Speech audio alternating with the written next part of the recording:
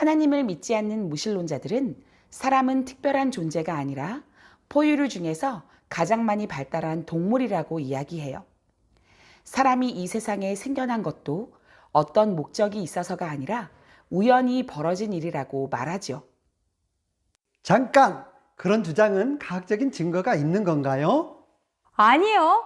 뚜렷한 증거는 없지만 창조주 하나님을 인정하기 싫은 마음에서 생겨난 믿음인 거죠. 과학은 하나님이 만드신 세상에 대한 연구이지만 과학을 통해 하나님이 만드신 사람을 우연히 태어났다고 하는 건 더 이상 과학이 아니라 하나님이 없다고 믿는 무신론자들의 믿음의 고백인 거예요. 사람과 동물은 한 창조주 하나님이 만드셨기 때문에 비슷한 특징을 가지고 있을 수는 있어요. 너도 두 발로 걸을 수 있니? 나도야! 너도 나처럼 이빨이 작구나. 우와, 사람처럼 도구를 만들어 쓸 수도 있네. 그래도 너와 나는 다르지, 그치? 제빵사가 같은 밀가루를 가지고 하나는 단팥빵을 만들고 하나는 소보루빵을 만들었어요. 그렇다고 그 둘이 똑같은 종류의 빵이 되는 것이 아닌 것처럼 사람과 동물도 비슷한 물질로 만들어졌다고 해서 똑같은 존재가 되는 것은 아니라는 거예요. 창세기의 저자는 우리가 동물과 다른 결정적인 이유 한 가지를 알려주죠. 하나님은 모든 창조물 중에 오직 사람만을 하나님의 형상으로 만드셨습니다. 사람이 하나님의 형상으로 만들어졌다는 사실이 동물과 다른 점이죠.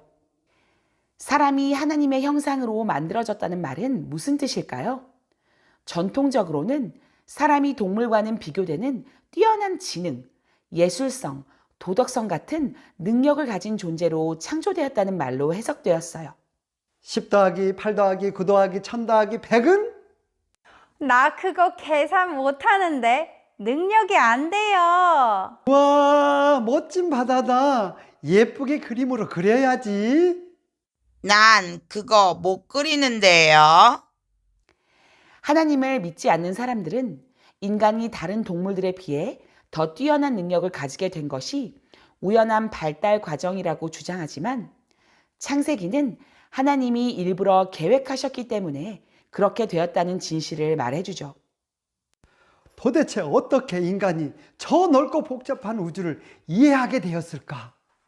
도무지 풀 수 없는 미스테리일세. 유명한 과학자 아인슈타인은 하나님을 믿지는 않았지만 동물들과 너무 큰 차이가 나는 사람의 놀라운 지성과 능력을 의아해할 수밖에 없었어요. 하지만 우리는 그 비밀을 알아요. 바로 하나님이 그렇게 만드셨기 때문이죠. 그런데 하나님의 형상이라는 말에는 더 깊은 뜻이 담겨져 있어요. 내가 만든 모든 창조물 중에 오직 사람만이 나와 특별한 관계를 맺을 수 있다. 오직 사람만이 나의 언약의 백성이 되고 나의 자녀가 될 수 있다. 오직 사람만이 나와 함께 내가 창조한 세상을 다스릴 수 있다. 하나님은 창조하신 모든 만물들을 사랑하고 아끼고 돌보시지만 하나님과의 특별한 관계는 사람에게만 주어진 특권이라고 말씀해 주셨어요. 그래서 사람이 하나님의 형상으로 창조되었다는 것은 하나님과 영적인 관계를 맺을 수 있는 유일한 존재로 만들어졌다는 뜻이에요. 영적인 관계란 사람만이 하나님을 창조자, 구원자, 공급자로 경험할 수 있는 축복의 관계를 말해요.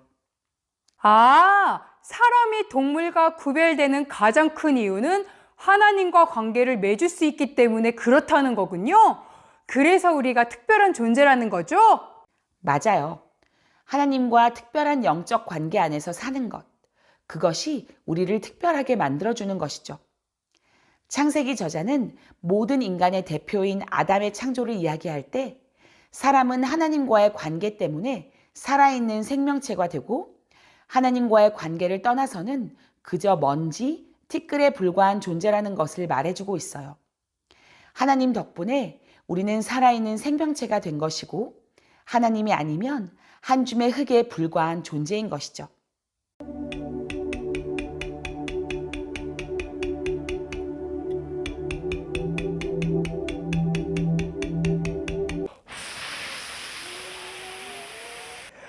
이제 신의 형상에 숨을 불어넣었으니 우리 신께서 이 형상 안에서 사시며 우리를 다스리고 지켜주실 거야. 창세기 저자가 살던 시대에도 하나님을 믿지 않고 다른 신들을 따르는 사람들이 있었어요. 그래서 신들을 위한 신전을 짓고 그 안에 신의 형상을 만들어 넣었어요. 신의 형상에게 숨을 불어넣는 순간 그 형상이 살아나 사람들을 다스리고 지켜준다고 믿었죠.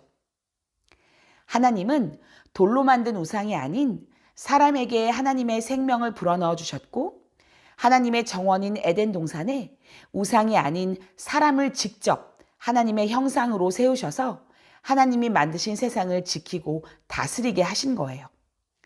창세기 저자는 우리들의 대표인 아담의 창조 이야기를 통해서 사람에게 생명을 주신 분이 하나님이시라는 사실과 하나님을 떠나서는 우리가 살 수 없는 존재인 것을 알려주었어요. 더 나아가서 하나님이 우리를 하나님의 형상으로 만드신 이유도 가르쳐주고 있어요. 바로 우리가 하나님을 대신해서 세상을 지키고 다스리게 하기 위한 대리 통치자가 되게 하시려고 그랬다고 말해주고 있어요. 여기에서 대리라는 말이 중요해요. 진짜 운전자를 대신해서 운전하는 사람을 대리 운전자라고 하듯이 우리는 대리 통치자의 역할을 하지만 진짜 통치자는 하나님이세요. 우리가 하나님과의 관계 안에 머물며 하나님이 나의 통치자가 되신다는 사실을 인정하고 하나님의 지혜를 의지하며 세상을 다스릴 때 대리 통치자의 역할을 잘 감당할 수 있다고 알려주셨어요. 사람아, 내가 너희를 축복하마. 선한 열매를 맺는 인생으로 살고 번성하여 온 땅을 채우라. 내가 만든 이 세상을 정복하고 다스리라.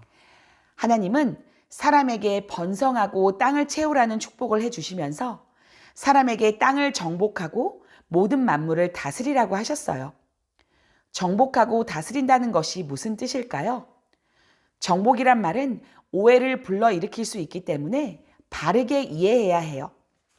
자, 오늘은 저기까지 땅을 밟아야겠다.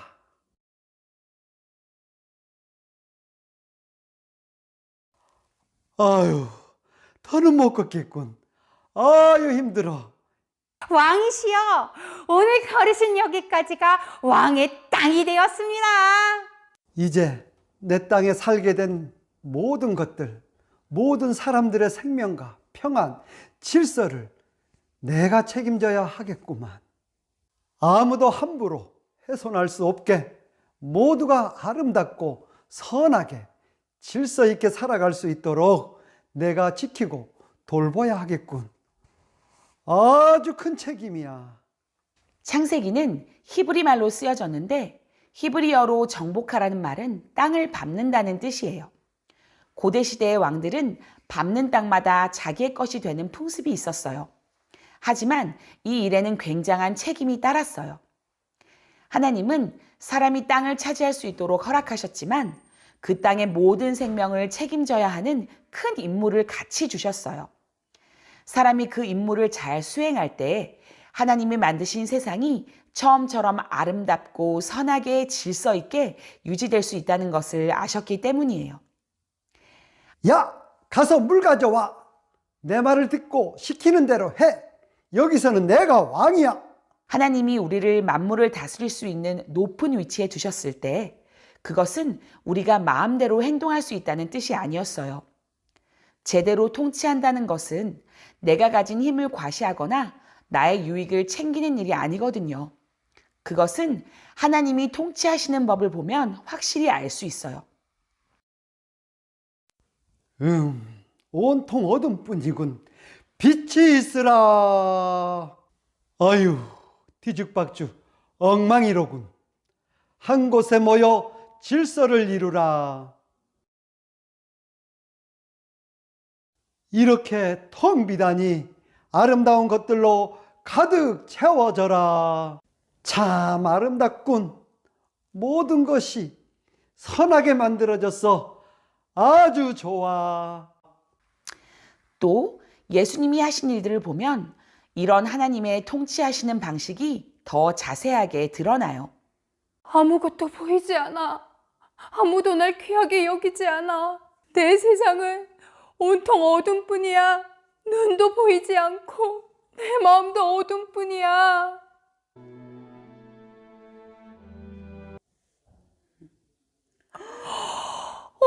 앞이 보여요.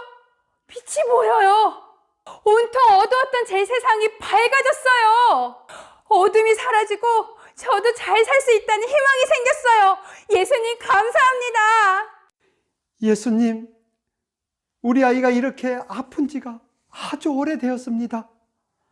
아이가 아픈 뒤로는 저희 가족의 삶은 엉망진창이 되어버렸어요. 모든 것이 뒤죽박죽이 되어버렸습니다. 너무 힘들어요. 이제는 더 이상 못 견디겠어요.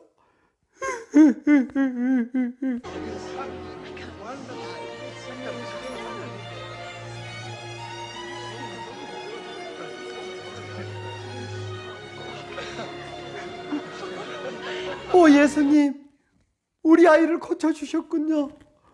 우리 아이만 고쳐주신 것이 아니라 저희 가족 전부를 고쳐주시고 삶을 되찾아 주신 겁니다. 예수님, 우리 오빠가 죽었어요. 제 가슴에 구멍 난 것처럼 뻥 뚫리고 아파요. 제 안에 있던 모든 기쁨도 즐거움도 평안도 다 사라져 버렸어요. 나사로야 나오너라.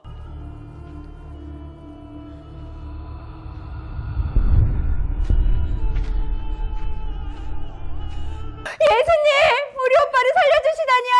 너무 감사해요. 제 텅 빈 마음을 예수님이 다시 충만한 기쁨과 감사로 가득 채워주셨어요.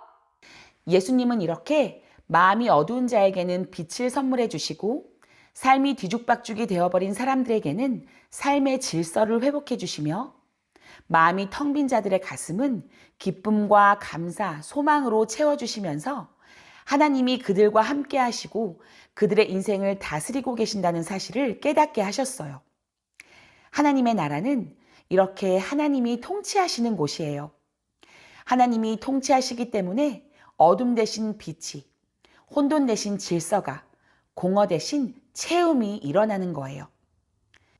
그리고 이제 우리에게 하나님의 나라를 같이 세워가자고 말씀하세요. 우리가 사는 이 세상에는 하나님과 관계가 깨어진 상태로 사는 사람들이 많이 있어요. 하나님과의 관계 속에서 흘러나오는 생명력을 얻지 못해 영이 죽은 상태로 어둠 가운데, 혼돈 가운데, 공허 가운데 마지못해 겨우 살아가는 사람들. 그래서 사는 것이 재미없고 허무하고 힘겹게만 느껴지는 사람들이 많이 있어요. 우리가 그 사람들을 하나님과 다시 연결시켜주는 대리 통치자의 임무를 잘 감당하면 좋겠어요.